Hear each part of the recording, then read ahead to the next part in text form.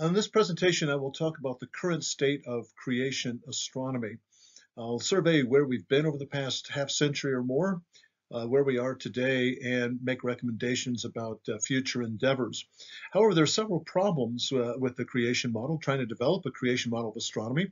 One of the problems is we had lack of qualified researchers. The first generation of creation scientists back 50 years ago were generalists. They had academic fields of, say, engineering or physics or biology, and they naturally then, when they talked about other topics such as astronomy, they were out of their fields. Now, people outside of the field who lack the academic credentials can make contributions, but it's far better if you have people with the academic degrees, the PhD, for instance, in astronomy, and there weren't any back in the early days of the creation science movement. And it's because people who have these academic degrees, they can know the background more than the generalist would, people from outside of their fields. And it's good to know that we now have a number of creation astronomers who have PhDs, terminal degrees in the field, and they better know the applications and the issues that we need to deal with. So we've overcome part of this problem with lack of qualified researchers. Another problem we had is that the Bible doesn't give us a lot of specifics about the astronomical aspects of the world around us. I've always been envious of the biologists, for instance. They do have information about the kinds, the created kinds, and much of their interest has been to develop a creationary model of biology, trying to identify what those kinds are.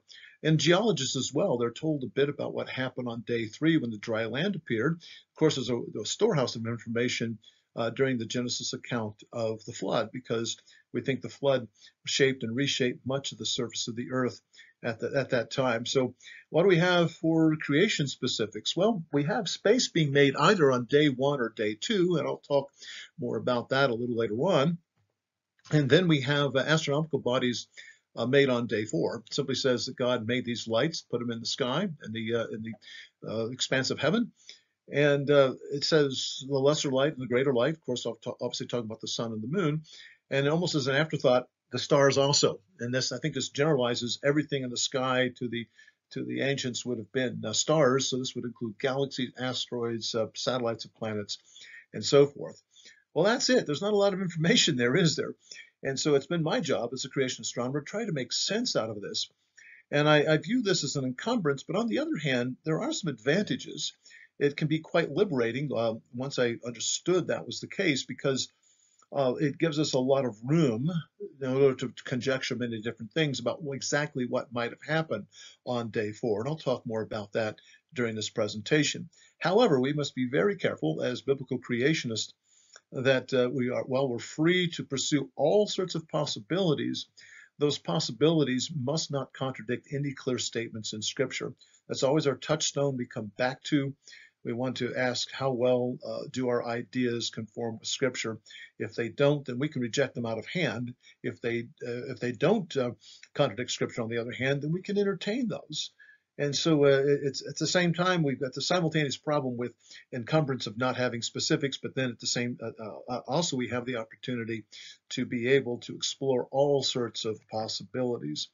Now, looking over what's happened over the past half century or so, I see that there are 3 themes that keep coming up again and again, particularly early on. I have some criticism about this. One theme about astronomy in the creationary literature was that there was a lot of criticism of evolutionary models. I sometimes call this Big Bang bashing, because the Big Bang model came to be widely accepted about the time the creation science movement, that was modern version at least, was launched in the 1960s. And so people feel that they have to show why the Big Bang model is wrong. And they do the same thing in biology, showing that biological evolution is incorrect. They also do it in geology, pointing out that problems with the uniformitarian assumptions about geology. However, we need to get past that at some point. We need to move beyond those points merely criticizing the evolutionary models. We need to build our own models. So Big Bang bashing, as I call it, can go so far, but we need to really do more than that. And also, some of these early arguments against the evolutionary models were improperly formulated. I've seen many creationary arguments against the Big Bang, for instance, that were not well done. And many of them had used out-of-date information, or many times just had a misconception of the evolutionary model, in this case, the Big Bang, or stellar evolution models, for instance. It behooves us to study deeply those models so we know what we're talking about when we wish to criticize them. Another of the themes that was pursued is argument for design, and I think I see a lot of design in astronomy. It's not as clear as it is in biological systems, however. Biological systems are very complex, and we can talk about the genetics and so forth of living things. But in astronomy, we don't have that kind of parallel. And one thing that stymied me is that we don't really seem to have a clear definition of design. It's one of those things that we think we can recognize when we see it, but I would like to have it more clearly defined, particularly in terms of creation astronomy. I think the definition in biology might be a bit different than what we find in astronomy. So I continue myself to pursue design arguments. On the other hand, I'm frustrated because I don't think I have a real good understanding of just what design is and how we can formally recognize that definition.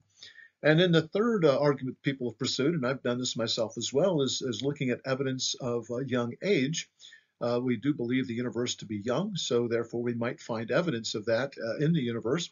The only problem is some of these arguments for recent origin were later retracted. I'll give a couple examples. One is the shrinking sun that was popular a little over 40 years ago. Turns out the evidence for that is not there, I don't believe. And another one going back even earlier was the moon dust argument, and we've reevaluated that, and many of us no longer use that one. Now, you can continue to use it if you're very careful, but even then you ought to put some caveats because we might not quite be right about some of these things. So those are some of the three themes that have been there. But one thing that's missing in all of this is a positive building of a creation model. As I said in my first point on this slide, I think we need to be building a creation model, and criticizing evolutionary models will only take us so far. And it doesn't lead automatically. If someone accepts your destruction of evolutionary models, it doesn't automatically lead to a creation model or a biblically creation model. What we really need is to address those directly. And again, I want to emphasize no creation model really has emerged in astronomy per se. And there are three broad areas of interest. I think we need to divide these up into. I did a survey of creation astronomy about 25 years ago, and I pointed these three out then, and it behooves us to look at these once again. One is to look at the solar system and planetary science. One important factor there will be cratering, which I'll talk about a little later on. But why are there planets the way they are in the solar system? Why do we have Jovian and terrestrial planets, the two groups? Why are there other planets at all? Why don't we just have one planet, the Earth? Why are there exoplanets? These are all sorts of questions that we've really need to address in terms of creation. And then there's stellar astronomy. This is a study of stars. This has been my keen interest in my professional research over the past 45 years. And unfortunately, very little work has been done in the creation model in this particular area. It's kind of like the overlooked stepchild in all of this. And then finally, cosmology. And I think that's the thing that really piques the interest of a lot of creationists. Over the last 30 years, we've had a lot of discussion dealing with cosmology, alternatives to the Big Bang cosmology. And that inevitably leads us to a very big issue that it's the elephant in the room, as it were, and that is the light travel time problem. And I've discussed this again 25 years ago in my first survey of creation astronomy, which I presented at the 1998 International Conference on Creationism. That's the ICC for short. And I'll give a quote from that paper. I said, probably the single biggest problem that recent creationists face today. I was saying that about the light travel time problem, because if the universe is only thousands of years old, how is it that we can see very distant objects in the universe? And back then, over the years, we've developed several models. One of them was just simply mature creation. Henry Morris, one of the co-founders of the modern creation science movement, really liked that idea. Don DeYoung, who's still active, though quite retired now, but still active, he He likes mature creation, but a number of us have a problem with that. And also about 30, a little over 30 years ago, actually, the idea of CDK, that's shorthand for decaying speed of light, that was pursued by Barry Setterfield and a few other people, caused quite a bit of interest back in the late 80s, early 90s, but many of us backed away from that for a number of reasons, as many of us were backing away from mature creation. And then 30 years ago, again at the ICC, Russ Humphreys unveiled his white hole cosmology, and that seems to have a lot of appeal with people. And I hear people all the time referring to this. I was speaking to a creation group just a few days ago, and the person there indicated very much support of Russ Humphreys' white hole cosmology. What many people don't know is that Russ Humphreys abandoned that model 15 years ago. The word hasn't gotten out to a lot of people, but he no longer really supports that initial one. He moved on to another form. I call it Humphreys 2.0, and he published that around 2007, 2008. But then there was Humphreys 3, what I call Humphreys 3.0, that he published in 2017 and continues to develop even today. Now, kind of shortly after that, inspired by Russ, we had John Hartnett in Australia published several times on a five-dimensional solution rather than a four-dimensional solution of conventional general relativity. And he was inspired by an Israeli-Italian physicist named Carmeli, who had pioneered this idea. And Hartnett met with Carmeli and learned from him, and he was developing a model, even had a book published on it. Um, he's retracted that as well. He no longer supports it. Meanwhile, Jason Lisle was coming up with his ASA model, which stands for anisotropic synchrony convention, and people have a hard time understanding exactly what that's all about. He's published an early version in 2001 and then a much more advanced version in 2010, which many of us are still chewing on, and I think many people misunderstand that model to a large extent. By the way, John Hartnett has since embraced a lot of ASC in his writings. And then back in 2013, a decade ago, I published my preliminary work on what I call the Dasha solution. This is the idea that the light was rapidly brought to the Earth on day 4, not by a physical mechanism that the other three up there would invoke, but it would be a miracle that took place during the creation week. And I'm not going to spend much time talking about it because it's not about me. This is about the development of the creation model. I will say this, I sometimes call it the matured creation model, because rather than saying that God created the light mature coming from distant objects, I believe that the light actually left those stars, but God rapidly brought the light to us and in a sense matured that light. So um, we have many different models, and I find that encouraging. Just because I see people offering suggestions that I don't agree with, doesn't mean it's a bad idea. I might be wrong. In fact, they might be wrong. We all might be wrong. The big question is, are any of these correct? And we don't know yet.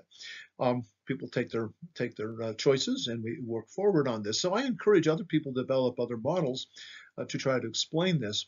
Again, always going back to Scripture as our touchstone, our foundation, but then seeing if the science works as well. Now, there's been some progress in cosmology. In the past, we had many people believing space was created on day 1. That was certainly true of the founders of the modern creation science movement, John Whitcomb and Henry Morris. And that dominated. And I believed that for a long time myself, agreed with them that God created the space on day 1 in Genesis 1:1. And that then led to the atmosphere being made on day 2. And a large motivation for proposing this model of cosmology was to support the canopy model. Well, many creation ministries and many creation scientists long ago abandoned the canopy model for a number of reasons, which I won't go in today. But if you abandon the canopy model, then perhaps you ought to go back and evaluate what's going on in Genesis 1:1 and also on the second day in Genesis 1:6 through 8. And that's what I did about a decade ago to look at this. And we've taken a different approach entirely. There's an increasing belief that space was made on day 2. Humphreys endorsed that idea in 1994 during his first white hole cosmology, though many of us, myself included, didn't quite catch that at the time. And I then added to this in 2016. I believe that it's being covered there in my video. I'm sorry there, but perhaps the atmosphere was included with that creation of space on day 2. That's my intro. That's the rest of the text you're not seeing there. And I published that 7 years ago. And more and more people are coming over to this. Russ Humphreys, when he published his paper in 2017, I know Russ pretty well, and he told me, Danny, we're now in violent agreement. So we're making some progress. We're starting to converge on something. And a large part of this centers around the Hebrew word rakia. And the meaning there, it's a noun. It's something that's been stamped out or spread out. It's comes from a verb, raka in Hebrew, and it's generally understood that the meaning of this word is expanse, something that's been expanded. And its purpose was to separate waters below from waters above. That's given there in the day 2 account pretty clearly.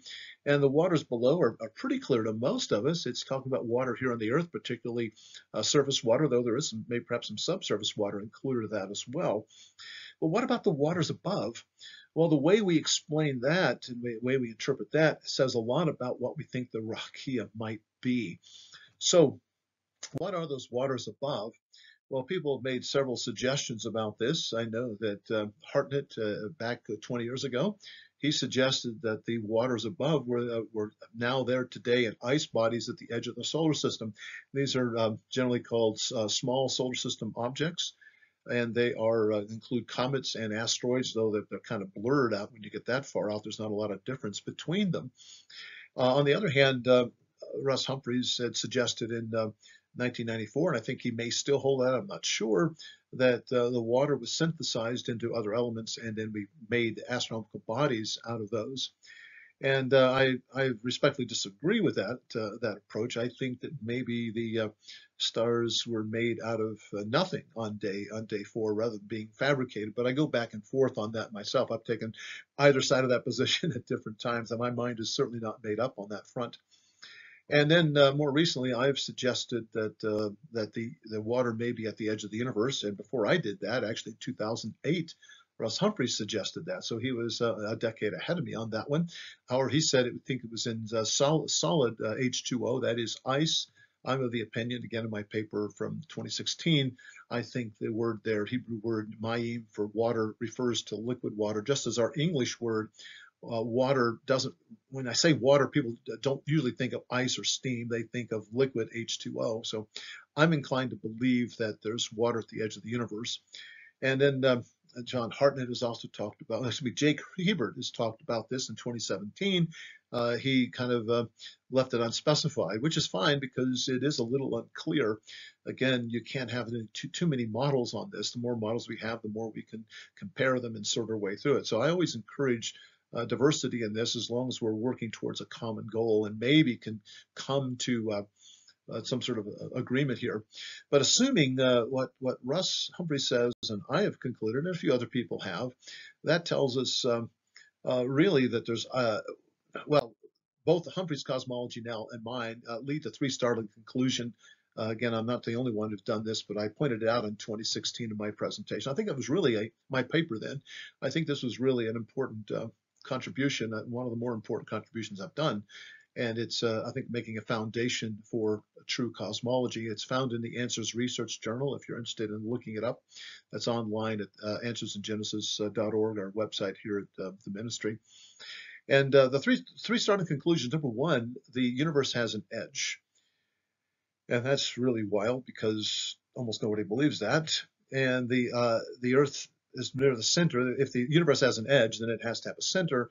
And the Earth is near that center. It doesn't have to be exactly at the center, but since the space and the water above were spread off of the Earth, if it was done reasonably symmetrical, then the Earth would have to be near the center. And then there's water at the edge of the universe. And I'm quick to point out that all 3 of these conclusions are incompatible with mainstream cosmology today. If I were to go to an astronomy conference and try to present this, I think it would not be well received at all because they don't think the universe has an edge. And if it doesn't have an edge, then it doesn't have a center. And even if the universe had a center, the Earth would be nowhere near that. The probability of that is extremely small. Well, that's because they're talking about naturalism, not special creation. And the idea of water at the edge of the universe is absurd to most people. But I think my understanding of day 4 and day 2 leads, particularly day 2, leads to that sort of conclusion. Now, this leads to some questions. I want to get back to some of the other topics. Were the bodies that God created on day 4, the astronomical bodies, were they created ex nihilo? Were they made out of existing matter? I alluded to that earlier. Russ Humphreys in the past has embraced the idea made out of material that he created out of nothing early in the creation week. I think John Hartnett has endorsed that. Myself, I endorsed that at one time too. I go back and forth on that. At this point, I tend to think they're ex nihilo, but I may change my mind tomorrow. We'll see. And and another question dealing with astronomical bodies, was there some process in their creation? This is something I've been stewing on for the better part of a decade. I note that during the creation week, many times people erroneously think that everything was created ex nihilo and created instantaneously. But that's not true about certain things. Like, for instance, creation of man, it was not ex nihilo. God made man out of the dust of the ground. He made woman from his side. And it indicates a process took place. It was a fast process, I'm sure, but still a process. And also, we find in chapter 2 of Genesis that at least the land animals and the flying animals were created out of the dust of the ground as well. That's a subtle point, but it's there in chapter 2 clearly enough. We see in the day 3 account of Genesis 1 that plants sprouted out of the ground. God caused them to rise up very quickly out of the ground. And Eric Hovind's uh, Genesis Genesis Paradise Lost showed it that way. And I was very glad to see that because I'd reached that conclusion a couple years before, and I think Eric and others had reached it before I had. And the dry land appeared on day 3. That appeared. It says that let the dry land appear, let the seas be gathered together in one place, and the dry land appear. That's again suggests the process. So were things created ex nihilo? Perhaps not. Some things were, but some things perhaps not. And were they created instantaneously? Well, there's plenty of evidence in Scripture that in the Genesis 1 account that things were not created ex nihilo. Many things were not, at least. Certainly, the beginning of all this had to be created ex nihilo, but some of the forming and fashioning did not require uh, that there be that it did not require that there be land stuff beforehand necessarily, ex nihilo or not. Um, so using that as a guide, if we see so many things being created not ex nihilo on the day the creation account of Genesis 1, maybe the stars and the other astronomical bodies on day 4 were also not created ex nihilo. Perhaps they were created out of material that God had already created earlier in the week. They were made or fashioned out of those materials. Again, this is debatable and certainly something that we ought to pursue on both sides of this issue. I've got my own biases about this, but people can differ on this. Another question is the effect of the fall. It was sacrosanct back 50 years ago. Nearly all creationists agree that the second law of thermodynamics did not come into play until the fall. But assuming that they said the second law of thermodynamics came into play at the time of the fall. But as it turns out, many creation ministries have backed away from that. Most creation scientists, not all, but most have backed away from that as well. A good example, the reason why we do this is because digestion of food is a good example of the second law of thermodynamics with increasing entropy. And they were certainly eating in the garden. Frictional losses, second law of thermodynamics. Without friction, you can't walk, and yet man walked in the garden. So consequently, you've got a problem if you try to say the second law did not come into play until the time of the fall. So I've written a study about this, dealing with astronomical bodies in 2013, again in the Answers Research Journal. And there's a companion paper written by Lee Anderson, a good friend of mine, and he pointed out that the effects of the fall were really overplayed back then. And another thing, too, is that many people argue that the craters in the solar system, not only on the moon, which is the most obvious to us, but we see craters on virtually every solid surface in the solar system, on Mercury, on Venus, on Mars. The only exception I know of is the innermost Galilean satellite of Jupiter, Io. It's been reworked extensively. So where did those craters come from? Well, many recent creationists think that they occurred at the time of the fall. And I think some of them were actually date back to the creation week on day 4. I think very little cratering occurred at the time of the fall. Again, that's a difference from other people, but there are some problems. I'll talk more about this a little later on. And then another big issue is the cosmic microwave background, CMB for short. And again, we've had some criticism, myself included, from the creation literature. For instance, a question came up with what's called the axis of evil and the great cold spot. The axis of evil is about a 60-degree long stretch in the CMB of higher temperature that cannot be explained by the Big Bang model. That's a big mystery. That's why they call it the axis of evil. Well, interestingly enough, it's aligned with the ecliptic, which is the plane of the Earth's orbit around the sun. And that's interesting because if it really is aligned with the Earth, could it be an LMB? That is a local microwave background. That's certainly a controversial suggestion. And another thing is, if the CMB exists, and it does, it's data. It's interpreted as the echo or remnant, if you will, of the Big Bang. It requires explanation within a recent creation model. If we don't believe that the CMB comes from the Big Bang, then what did it come from? And there have been a number of explanations in the past. One is that they suggest it was dust in the galaxy making it, but that really doesn't work at all. Russ Humphreys has suggested the Unruh effect doing this. However, again, tied to my cosmology, which I think is, again, my most significant contribution to date, perhaps, um, I think it's emission of water from the edge of the universe, and that's a explanation for the CMB that I like, and certainly talk about that.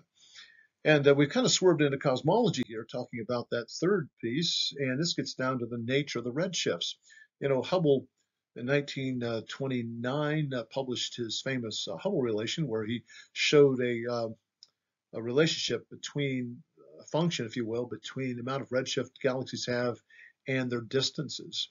Now that's observational fact. We can measure distances reasonably well, and we can measure redshifts pretty accurately. And when we plot them, they sure enough have a nice linear relationship with a little bit of variation. But that's fine. That's normal. Um, but what does it mean?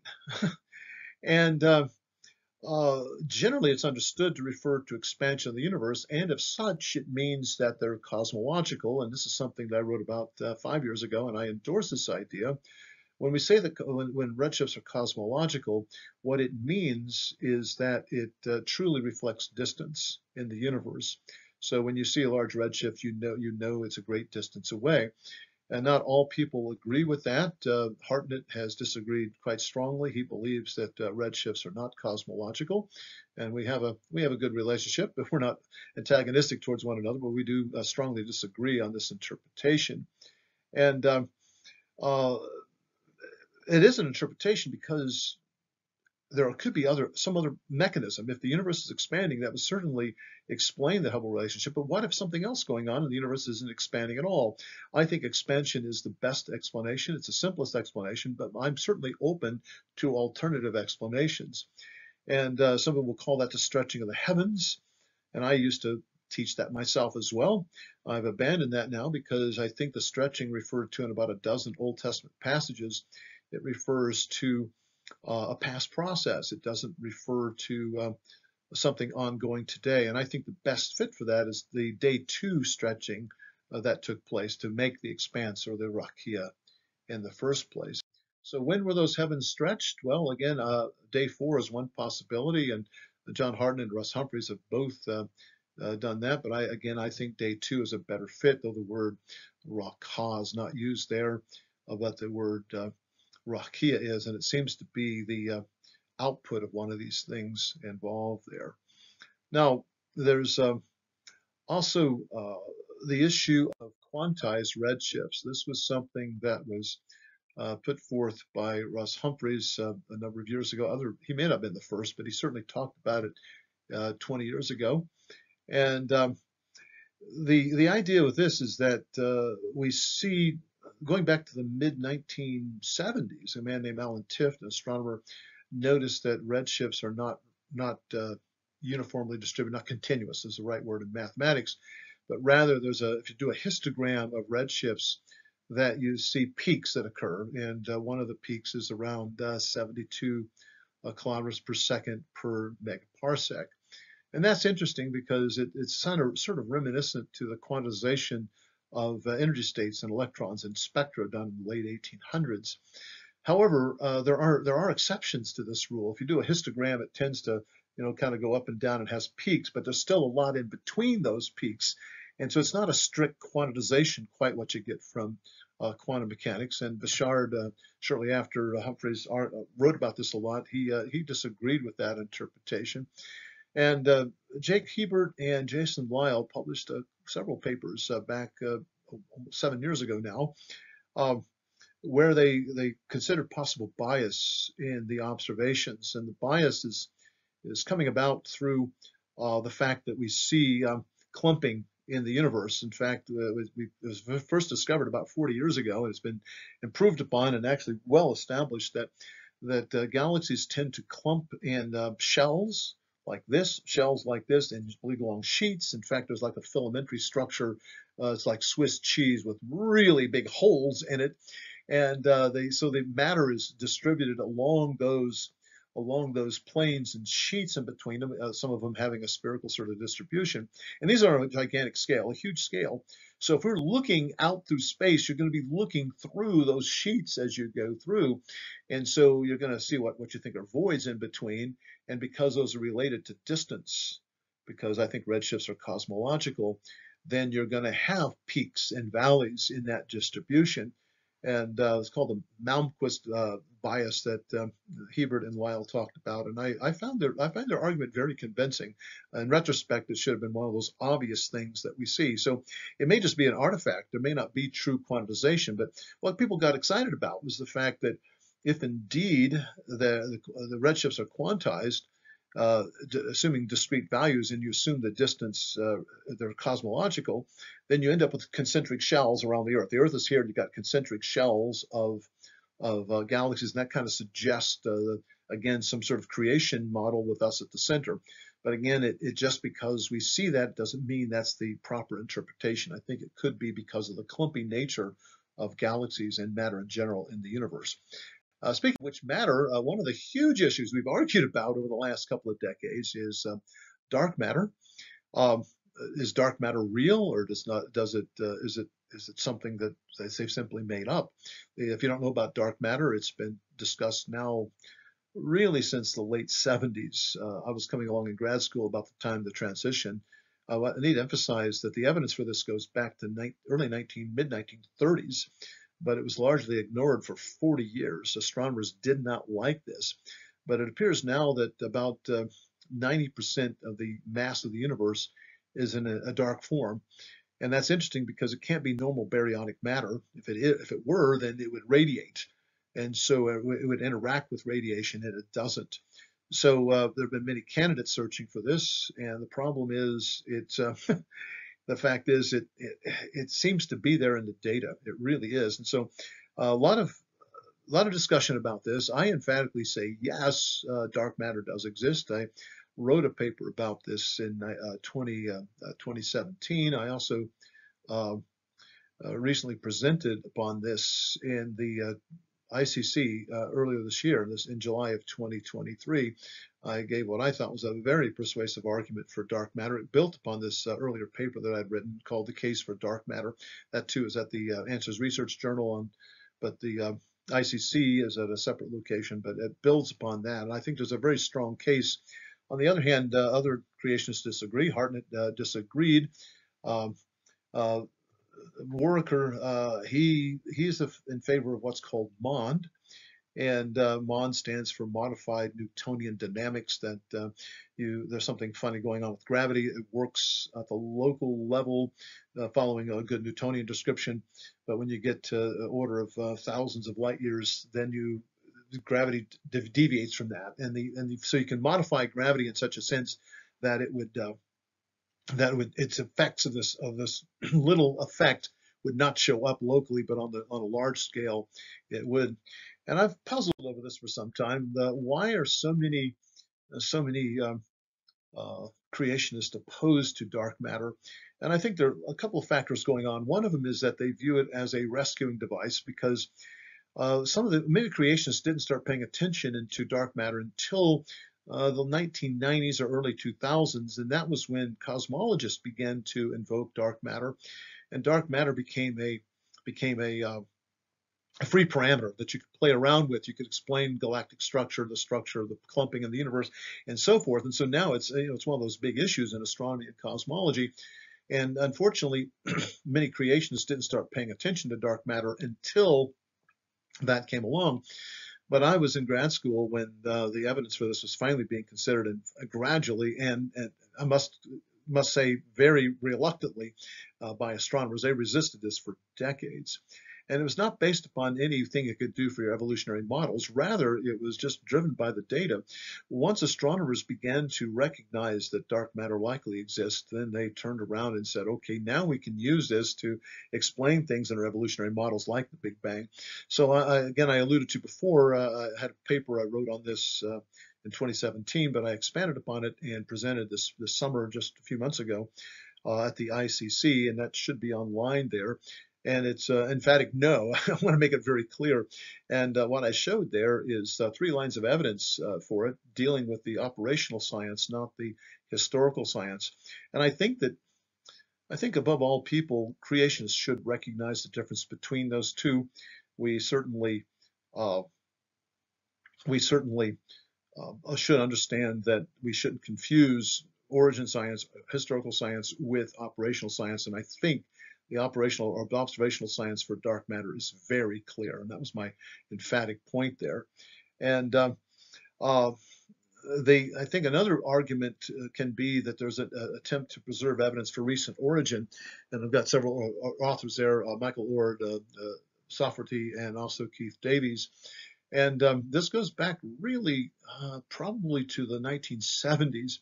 I think it was Harold Schleicher who first pioneered this. We see clusters of galaxies that seem to be expanding. The galaxies seem to be moving apart on a time scale that would cause the things to just totally disintegrate or evaporate away in a matter of a couple of billion years at most, probably even less than that. And if they've been around for, say, 10 billion years or more, why are they still there? And this is called the missing mass problem for a while. And it was a kind of a nice argument. It didn't tell you it was 6,000 years old, but it seemed to eliminate many billions of years old universe. Well, this is one of those recent origin arguments I think that maybe we have to get rid of, because one of the lines of evidence comes from the expansion velocities we seem to see in clusters of galaxies. But if there is dark matter, then these things are stable.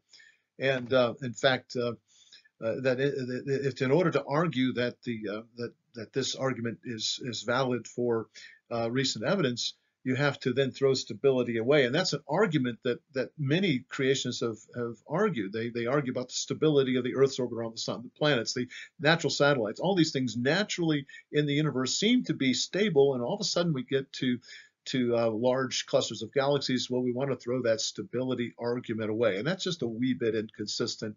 I believe. I think we need to be consistent on this front. So I'm very bullish about dark matter, and I find that most, if not all, the creation scientists who happen to be astronomers like it.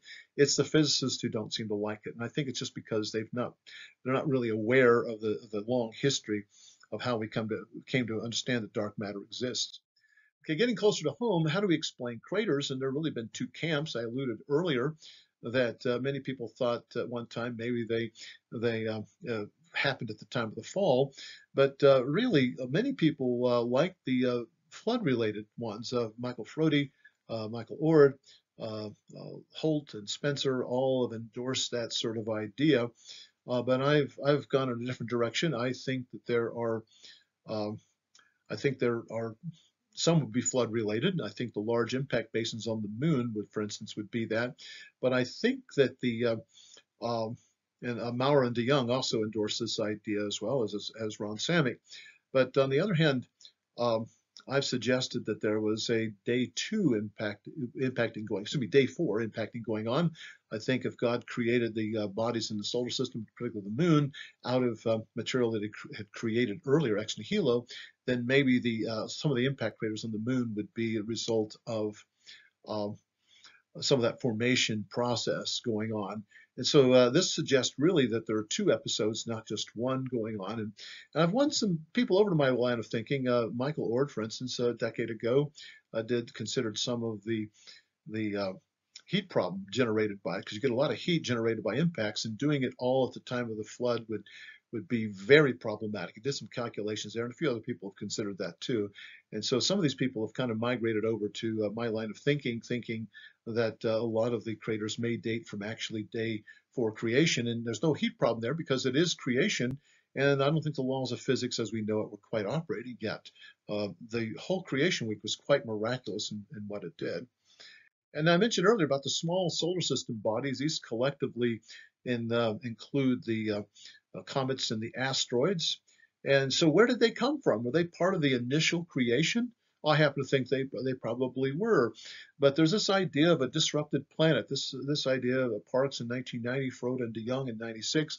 And the idea goes back before that, that there was a planet that was existed. Either it was tidally distorted, disrupted, or by another body coming by, or maybe it collided with something. This idea has been around in conventional astronomy for probably 200 years. I think it's a problematic one. I don't like it. And then Andrew Snelling has done really excellent work a decade ago looking at the dating of meteorites, had a multi-series of papers in the ARJ on that. And I've also commented more recently that there's a blurring distinction between comets and minor planets, or if you will, asteroids. These were very distinct bends for much of my life. Something was either a small body is either a comet or is an asteroid, but in recent years we found that they have similar properties. So it's more like a spectrum rather than two distinct bends. And I think we need to take that in consideration in our creation model. And then planetary astronomy, that's interesting. Venus is an interesting planet. There's been catastrophically reworking of the surface, and Bob Hill presented on that at the ICC in 2008. However, the next year, Michael Orr disagreed with some of conclusions that Hill came to.